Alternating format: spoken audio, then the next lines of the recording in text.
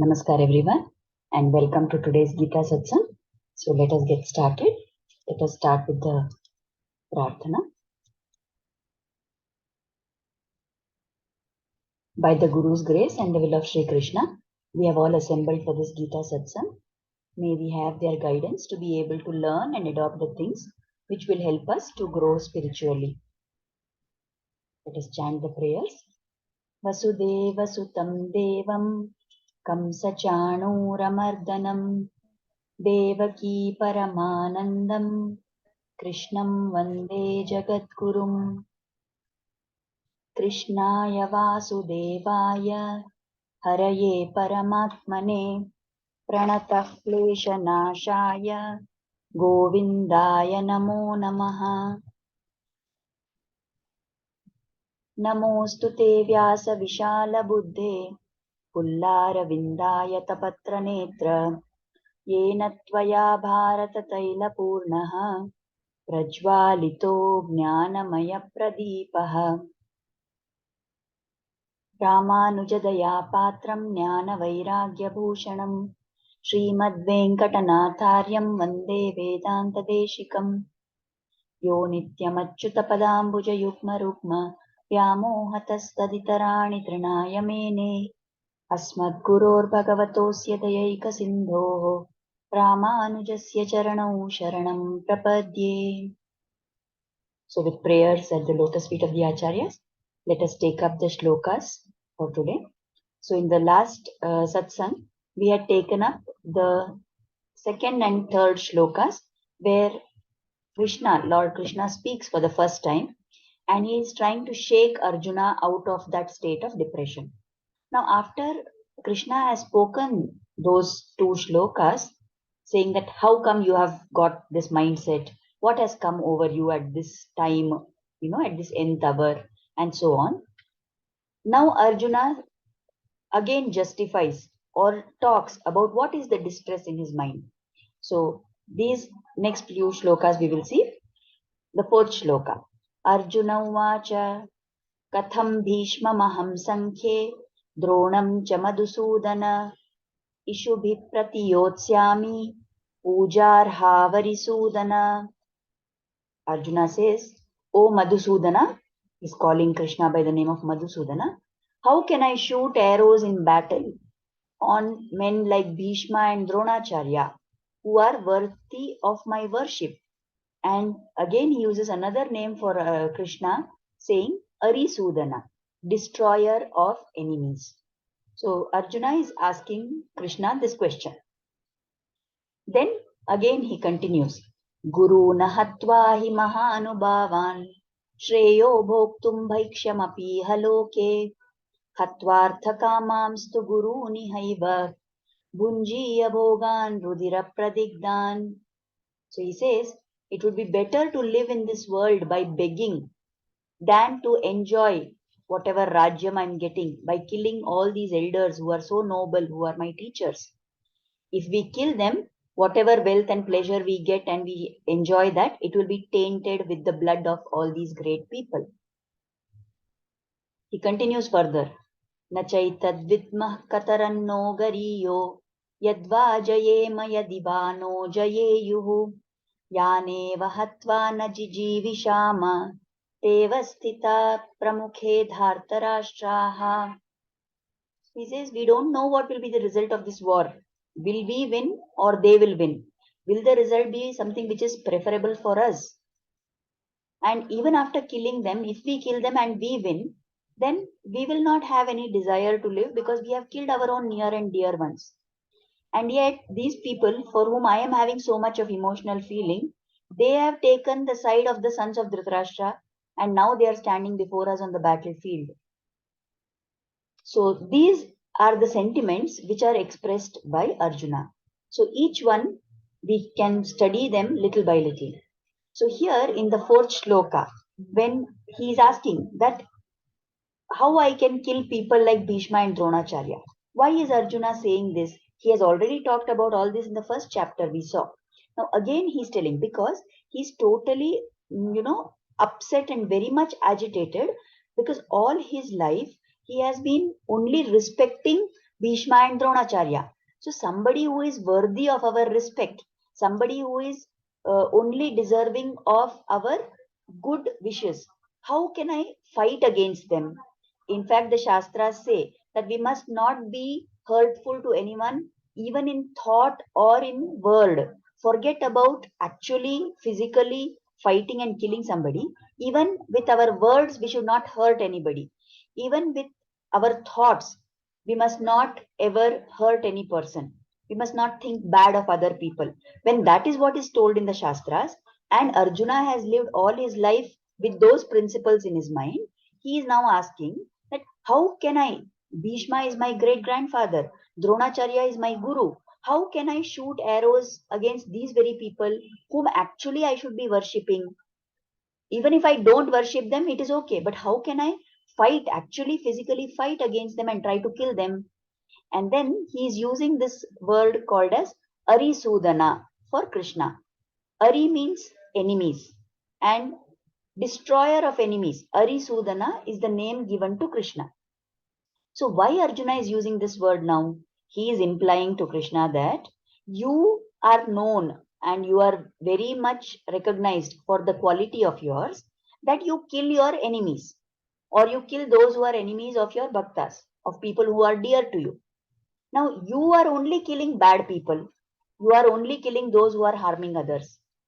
But you are telling me to kill my own grandfather. You are telling me to kill my own guru. So how is it that you are saying this to me, Krishna? That is the hidden question which Arjuna is asking here. Further, as he goes, we will talk about this again a little more later. As he says here, now it is like we must assume that when Arjuna expresses this opinion that how can I kill Bhishma and Drona, then at that point of time we must assume that Krishna is asking him a question that, okay, so you are not going to kill them, you are not going to fight in this war. If you don't fight in this war and win the kingdom, then what is it that you are going to do? How will you lead your life? So that is the question that we must assume that Krishna has asked to Arjuna. It is not part of the shlokas and in the conversation, but from what Arjuna is saying next, we must assume that Krishna is asking a question like that. If you are not going to fight the war, if you are not going to claim what is rightfully yours and become rulers of the kingdom, then how do you plan to live your further life? So then it is that Arjuna is saying, I don't mind living in the world even by begging. But I don't want to kill these people, get the Rajya, and then try to enjoy that Rajya. If at all I do that also, if at all we win in this war also, if all these noble people are killed, then what is the use of all that wealth which I get? Whatever pleasure comes to me, whatever sukha I can enjoy, I will really not be able to enjoy it, because at every moment I will keep remembering these people and I will keep feeling guilty that I have done wrong, and by doing wrong I have got this wealth. So I will definitely not be able to enjoy all that. So instead of doing all this, I will rather live in this world by begging. Now we must understand how great a you know idea it is for Arjuna to be saying this, because Arjuna belongs to the class of kshatriyas, and for kshatriyas they have to rule, that is their dharma. But living on alms taken from somebody else is only for the Brahmana Varna people. It is not for Kshatriyas. Kshatriyas are the ones who will be always the rulers and they will give to other people, but they will never beg. But Arjuna has got so depressed now and he is so totally against the idea of fighting that he is saying, I don't mind living my entire life by begging from somebody else, but I will not fight against these elders. Now, here again, the Acharyas say that why is Arjuna saying this point about begging? He's again trying to remind Krishna that when you took Avatara as Vamana, when you went to Bali Raja, you begged and you lived. So, if you can do that, why can't I do it? Because but if we try to understand the deeper meaning of this, yes, it was true that Lord Narayana went in the form of Vamana to Bali and begged for three steps of land. But if you see in that avatara, the Lord took avatara as belonging to the Brahmana Varna. So he kept that Varna Dharma. He followed that Varna Dharma by begging for alms.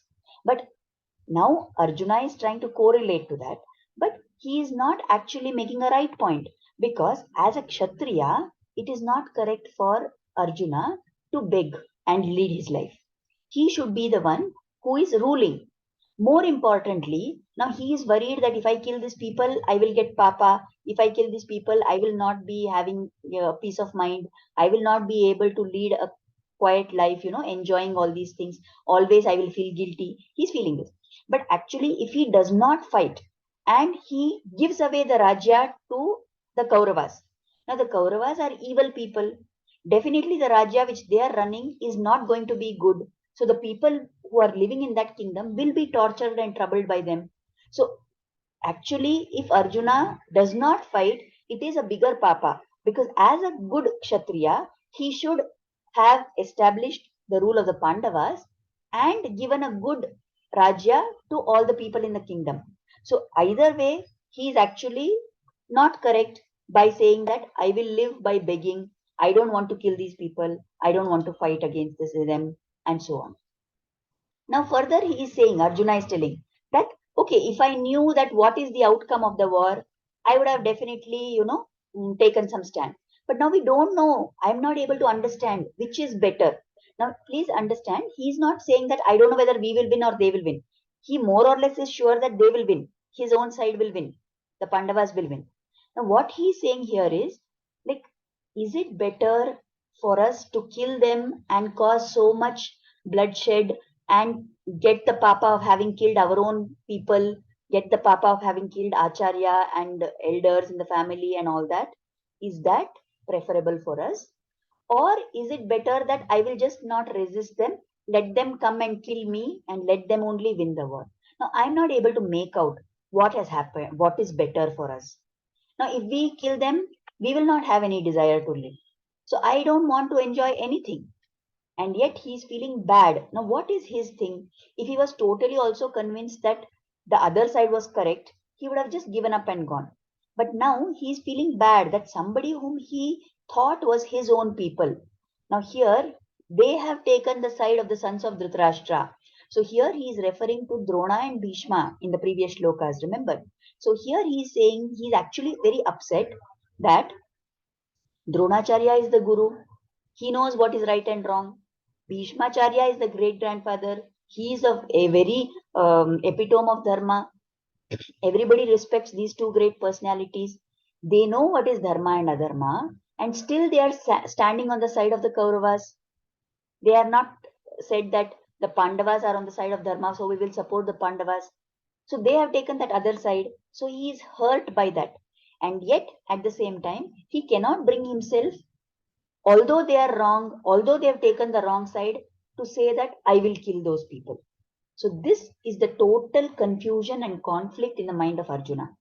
And as he is talking about all these things, in all these three shlokas we have seen, in the fourth, fifth, and sixth shlokas, he is again repeating whatever he has said previously.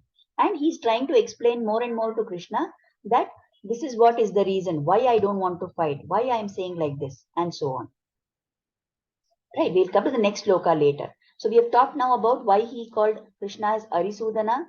He says, he's implying that Krishna, you are the one who destroys only enemies, but you are telling me to destroy my own people. Right? Now, what is this dharma sankata for Arjuna at this stage of time?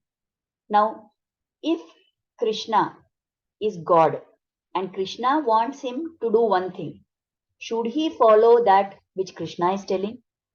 Or the Guru, who is more important, God or Guru? So here the acharyas say that many times if we take the example and we want to, say how important is God and Guru, we may say that if God is equal to silver, but the Guru is equated to gold, so naturally who is superior? It is the Guru. It is the gold which is superior to silver. Similarly, the Guru is far more important than God. But the strange thing here is, the irony here is that who is it that took me to the Guru? It is only God's kripa which takes me to the Guru. So actually speaking, although we may think that In the comparison, Guru is more, God is more, and so on. It is the Guru who has shown us God. But it is God's Kripa which gives us a Guru, which takes us closer to the Guru and lets us learn from him. So actually, it is that both of them are equally important, and both God and Guru play a role in taking us further and further towards moksha. But here now, what is Arjuna's problem? Krishna, who is God, is telling him one thing, and his gurus are on the other side. So, should he fight against his guru, or should he not fight and do, should he do what Krishna is telling him? Should he do what God wants him to do? Or should he fight against the guru? This is his question and conflict, and that is why it is called as a dharmasankata. Whenever we have to choose between one thing which is obviously good and another thing which is obviously bad, the choice is easy. But when you have to choose between two good things and you don't know which is better to do, both of them are good things, and you have to choose between one and any one out of those two, then that is the situation of Dharma Sankata. Now, Krishna can choose to do as God is telling him, as Arjuna can choose to do as Krishna is telling him, but at that time he will kill his guru. Or he can choose to respect his guru, but he will be displeasing Krishna. So this is the Dharma Sankata for Arjuna. Now he thinks that both these paths, whether I fight or I don't fight, it is a loss for me. So why does he say like this? For us who are standing outside this picture, it may seem very obvious that Arjuna should fight. But why is Arjuna feeling this way? To understand that, there is an example which is given. Let us say there is one person X who has a friend Y. Now, this X and Y are friends. That Y is an alcoholic. He is addicted to drinking alcohol. Now, X gets into a bet with Y and says, we will have a bet, and that you should not drink, you should not touch alcohol for 1 week. Okay. So they start the bet. And for few days, for 2, 3 days, this alcoholic, this Y refrains from the alcohol drinking. Now, however, his samskaras are too strong. So after 3 days, on the fourth day, he succumbs and he goes back and starts drinking alcohol. Now, this X, he has won the bet, right? Because the bet was that Y should not drink alcohol. So X has won the bet. But in reality, will we say that X is the winner? Because the fact that the friend started drinking alcohol is ultimately going to be bad for that friend, isn't it? So in a similar situation, Arjuna is now. If he fights and he wins, he has a problem. If he does not fight, also there is a problem. So that is the status, that is the mental status where he is totally conflicted and he has absolutely no idea of what to do. Why is it that Krishna is trying to tell him that you should fight? Krishna is telling him that if you beg and you live in the forest, then that is against your Kshatriya dharma. So that is equal to Naraka for you. Also, if you don't fight, you are going to give the kingdom to evil people. That is also papa for you. So because of all these reasons, you should fight. On the other side, Krishna is also telling him that if you fight and you win, you will enjoy the Rajya and you will have punya because you will do a good Rajya and you will not allow these evil people to rule. So you will get punya that way also. So either way, it is win-win for you. This is what Krishna is trying to convince him. Right? So at this point of time, when Arjuna is totally confused now, he cannot make out at all what he should be doing next. He goes on to say the next shloka. And this is considered as the turning point. Until this time, Arjuna has been looking upon Krishna as a friend, a good friend. But now, finally, Arjuna completely surrenders to Krishna and says, you tell me what I am supposed to do. So in the seventh shloka, Arjuna says, कार्पण्यदोषोपहतः स्वभावः पृच्छामि त्वां धर्मसम्मूढचेताः यच्छ्रेयस्यान्निश्चितं ब्रूहि तन्मे शिष्यस्तेऽहं शाधि मां त्वां प्रपन्नम्. So he says, I am confused about my duty. I am totally, taken over by anxiety and I am feeling very faint hearted. I don't know. I'm feeling very weak. I don't know what to do. And now he says, Shishyasteham shadhimam tvam prapannam. I am surrendered to you. I have become prapanna to you. And consider me as your disciple, as your shishya. And you tell me, Yachreyasyan nishchitan bruhitan me. You tell me what is best for me. In a definite way, you tell me that this is what I should be doing, and I will just blindly do that, he says. Now, at this point of time, it is that Arjuna has now come to a situation where he is ripe to listen and to understand to actually what is the Gita. So he says he's so confused and he's so much at a loss for deciding what to do, that now he is thinking that, okay, this Krishna is not just my friend, but he is the one who is going to guide me.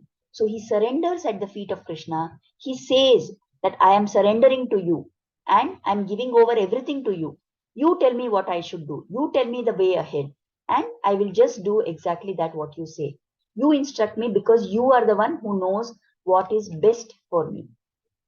This is the fine difference that is there between a friend and a guru. A friend will be able to tell whatever he can assess out of his intelligence. But the guru is someone who can assess what is overall going to be good for the shishya, because they have knowledge of aspects which are beyond what just the normal eyes can see or what normal intellect can comprehend. So that point when Arjuna surrenders to Krishna and says, I am your Shishya, now this is going to become the turning point for Arjuna. So here we need to understand that Krishna has always been a friend, but now he is going to take on the role of the Guru. So here the acharyas tell us that what we can learn from this shlokas. One thing is Arjuna has all courage in worldly things. He is not lacking in courage to fight. He is not lacking in ability. He is not lacking in talent. He has all the skill, and definitely he is going to win the war by fighting against everyone. But what is it that he is not having? He doesn't have Atma Gnana. He is not having the Viveka, the discrimination power to distinguish between what is right, what is wrong, what he should do, what he should not do, and the differentiation between the body and the Atma, and how the two are separate from each other. So, because he is not having Atma Gnana, he has fear. In fact, in the Taittiriya Upanishad, it is told that the what is the cause for this great fear and anxiety that we always have? The further we are away from God, the more fearful we are. The closer we come to God, the more Atmajnana we have, the less is our fear. So if we want to grow courageous, the solution is to understand what actually is the Swarupa of our Atma, to get closer and closer to the Paramatma. That is what will fill us with courage. Being close to God will fill us with courage. Being away from God will fill us with fear. Now, what quality is it that we should have if we have to go closer to the God? This very quality which Arjuna talked about, that I am at a complete loss. I know nothing. I have nothing. There is nothing in my mind. I am not able to make any kind of decision. I am totally incapable. That thought, when we have, with that bhava, when we surrender, then that is the only quality that the Lord wants from us. Is it that the Lord wants us to have lot of jnana? No. Is it that the Lord wants us to do lot of karma? No. Is it that the Lord wants us to do lot of bhakti? No. All these will come later, or they are in a different way. But what is the basic quality? Do I need to have lot of wealth? No. Do I need to have lot of learning? No. Do I need to have a big status? No. What is it that the Lord wants from me?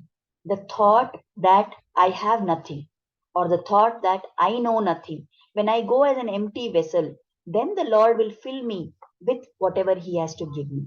But if I go thinking that I know everything, I have all these things, I am, such and such great person, then the Lord will not even let me come anywhere near Him. The Lord gave moksha to an animal like Gajendra, to the elephant. He gave moksha to Jatayu, just a bird, a vulture bird who fought against Ravana.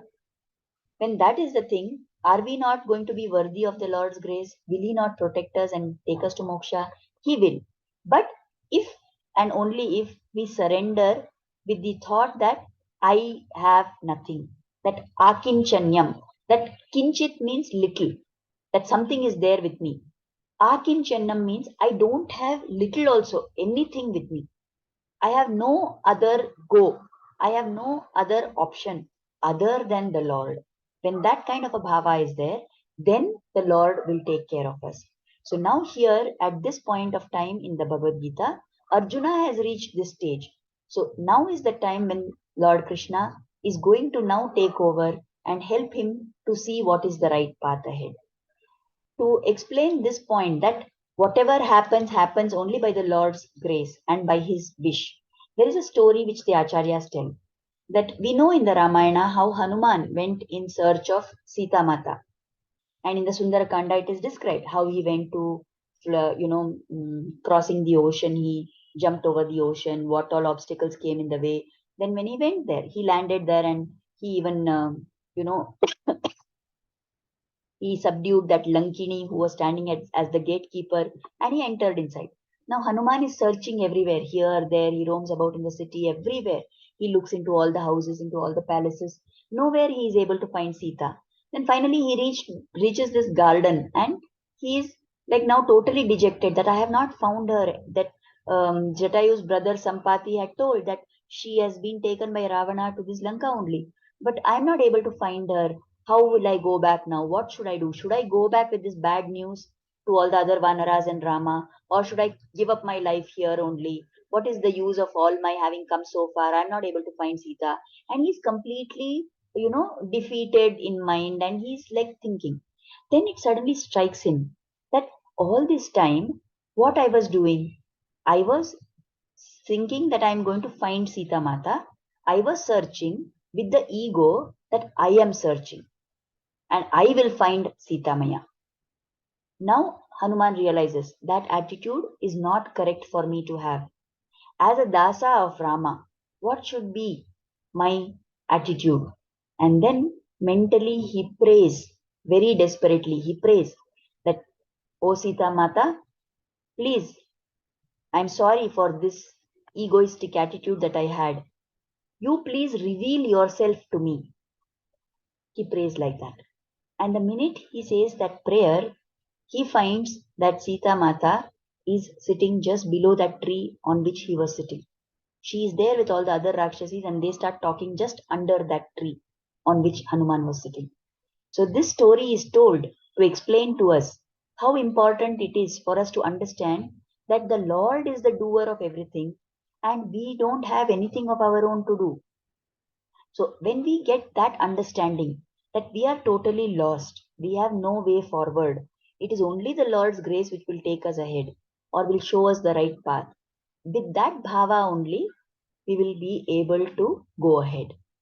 So that is the state where Arjuna has now reached.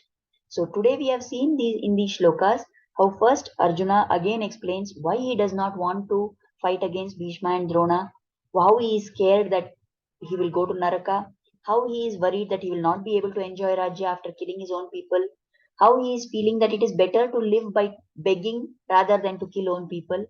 And then he's upset that these very people whom I am giving so much respect to, they are standing on the enemy side and ready to fight against me. So he's totally confused and upset about what he should do. And at that point, he is now surrendering to Krishna and saying, you guide me, you tell me, I am not able to see the way ahead, you are the one who has to take me ahead. So at this point we will stop here for today, the satsang. We will continue. Arjuna has few more things to say and then the Lord will start speaking, explaining what is the essence of the Bhagavad Gita. So we will take that up in the next satsang. So for today, we will stop with this shloka here. So now we will express Kritagnyata. Let us offer gratitude at the lotus feet of Sri Krishna and Guru for inspiring us to start and join this satsang.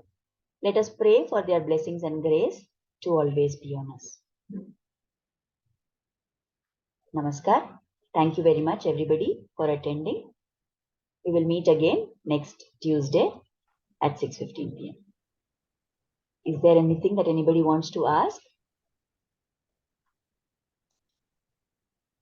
or you want to share something, please unmute and talk.